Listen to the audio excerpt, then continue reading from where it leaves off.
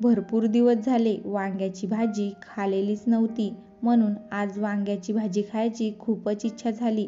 मी इथे वांगे कापून घेतले. गॅसवरती खोबरं भाजून घेतलं.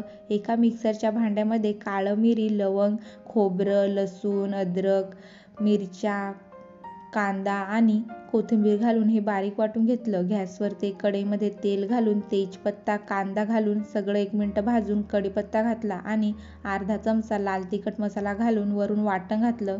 वाटण तेल सुटेपर्यंत भाजून वरून टमाटर घालून टमाटर पण चांगले गळवून घेतले. आता याच्यामध्ये लाल तिखट मसाला, हळदी, धना पावडर आणि चवीपुरतं मीठ घालून वांगे घालून घेतले आणि 5 मिनिटासाठी झाकून ठेवलं. तर बघा 5 मिनिटं झालेले आहेत. झाकण काढून मी याच्यामध्ये शिजण्यासाठी 2 ग्लास पाणी ओतून घेतलं आणि परत 10 मिनिटं झाकून ठेवलं. तर बघा वांग्याची झणझणीत भाजी तयार आहे आणि तुम्ही सबस्क्राईब केल्याशिवाय जाऊ नका.